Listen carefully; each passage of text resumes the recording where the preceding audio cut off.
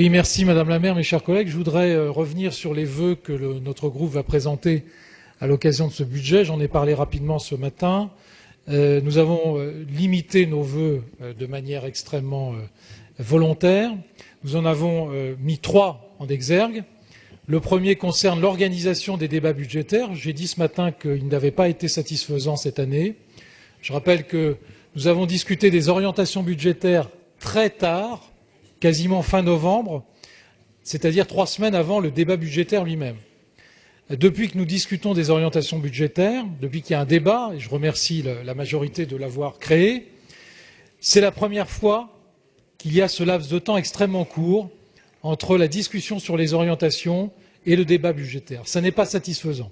C'est la raison pour laquelle, dans notre vœu, nous demandons que le débat sur les orientations budgétaires soit réellement organisé au mois d'octobre, qu'il y reste 1 mois et demi, voire 1 mois, mais en tout cas au minimum 1 mois, entre le débat sur les orientations budgétaires et le débat budgétaire. C'est absolument indispensable pour que nous ayons une bonne connaissance à la fois des contingences nationales et des contingences locales. Alors je sais que cette année, c'est une année un peu spéciale, puisqu'il y a eu un changement d'adjoint, que l'exécutif a bougé, qu'un certain nombre d'éléments n'étaient pas connus lorsque nous avons discuté au mois d'octobre, nous aurions dû discuter au mois d'octobre des orientations budgétaires.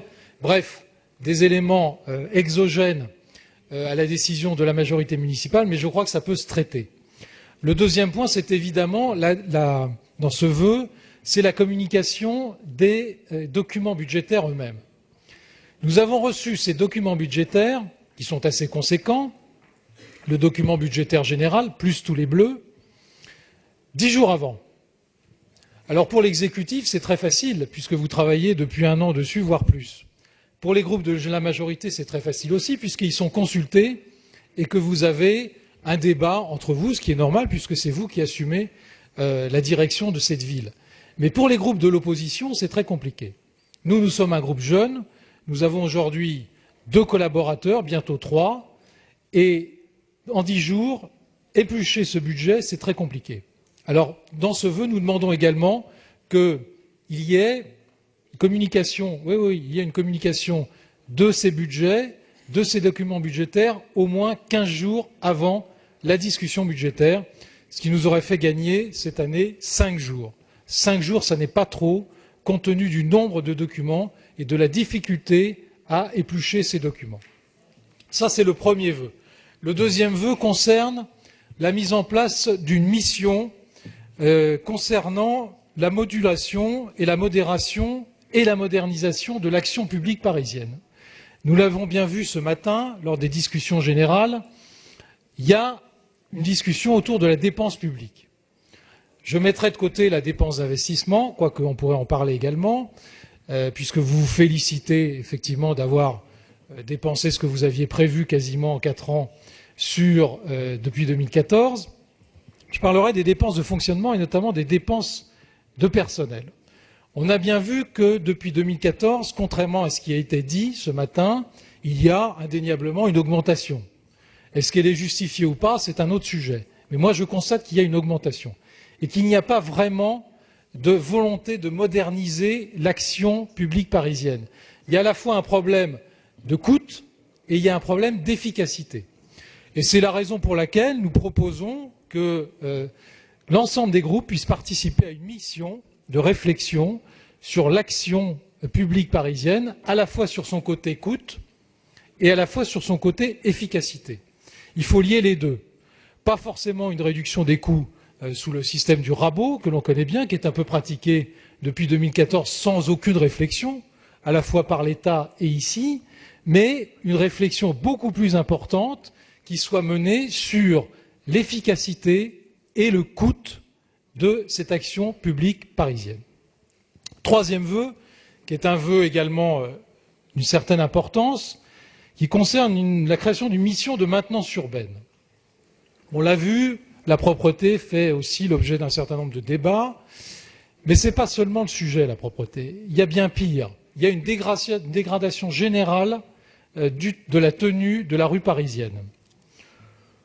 L'état des chaussées et des trottoirs après réfection ou avant réfection qui traînent, on ne sait pas pourquoi. Pendant des mois et des mois, nous avons des trottoirs qui ne sont pas réparés, c'est assez étonnant pour une ville comme Paris. Les nombreux espaces publics qui sont envahis par les motos, par les vélos en stationnement sauvage. L'espace public parisien qui est envahi par un mobilier urbain pléthorique, disparate et souvent en mauvais état, qui n'est pas entretenu. Des plantations d'alignement qui ne sont plus traitées de façon homogène, je pense aux pieds d'arbres en particulier. Les nombreux espaces verts qui sont injustement ou insuffisamment respectés, endommagés, malgré tous les efforts que font les services des parcs et jardins pour les entretenir. Des milliers de murs et de monuments, des milliers de mètres carrés qui sont constellés de tags qui n'ont rien à voir avec une expression artistique. Donc la dégradation de la ville empire. Et précisément, ce n'est pas seulement la propreté, c'est un laisser-aller général. Et c'est la raison pour laquelle, au-delà du nombre de millions dépensés et au-delà du nombre d'effectifs dans la direction de la propreté, la direction de la voirie ou d'autres directions qui sont concernées, je crois qu'il y a un problème de coordination. Il y a un problème de coordination générale qui n'est pas effectué aujourd'hui. Chacun travaille dans son coin de manière un peu parallèle. C'est assez triste. Je crois que sans dépenser plus, sans affecter d'autres effectifs, sans augmenter les effectifs de chaque direction, on peut travailler à une meilleure coordination. Et c'est la raison pour laquelle nous avons proposé la mise en place d'un dispositif qui s'appellerait, on a appelé ça une mission, ça peut être une direction, une mission de la maintenance urbaine, placée sous l'autorité d'un adjoint au maire. Cette mission disposerait d'une équipe technique composée d'un représentant de niveau cadre de chaque service intervenant dans la gestion urbaine, voirie, nettoiement, espaces verts, services concédés, dont il serait le correspondant. L'équipe technique serait dirigée par le fonctionnaire dépendant du service le plus impliqué dans la dite gestion. L'adjoint désigné réunirait régulièrement ses collègues des délégations concernées pour réunir l'information, la partager, définir des priorités et coordonner les actions sur le terrain.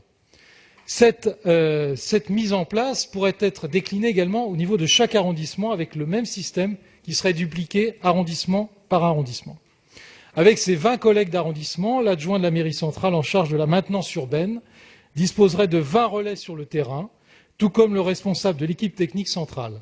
Le maillage du territoire serait ainsi assuré, ainsi qu'une meilleure coordination des interventions des services.